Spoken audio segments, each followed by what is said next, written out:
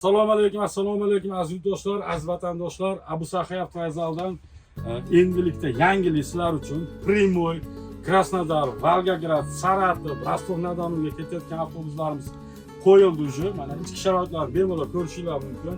Konditsioner, Wi-Fi, hamma sharoiti bor. 5 kilo, 10 kilolik, 15 kilolik ryukzaklar bo'lsa ham qo'yib olib, sidinalar yumshoq o'tirib olib, mana yotib olib ketishingiz mumkin. Mana bemalol yumshoqqina, hech qanaqa muammo yo'q. Mana yuring, ichki bayonlardan ko'rsatayım. Monitor, televizor, hamma sharoiti bor. Televizorlarni ham ko'rsatayım. Zerikkanda qanday manzillarga yetib olganinglarni bilmaysizlar, televizorlar ko'rib olib, oilaviy ketadiganlarga 4 kishi, 5 kishilik bo'lsa orqa versiyalarimiz bor. Mana 5 kishilik. Kimdagi shoshli avtobuslarda ketmoqchi bo'lsa, ekranga nomerlab qo'yamiz, telefon qilaverasizlar. Hozir tashqi holatini ham ko'rsatamiz sizlarga. Avtobusda chopir akalarimiz mana ish qilishyapti. Har bir chopir akalar ham har borib kelganda har reysda o'sha yoq-buyog'ini ko'rishadi. Tashqi holati ham zo'r. Ko'rishinglar mumkin.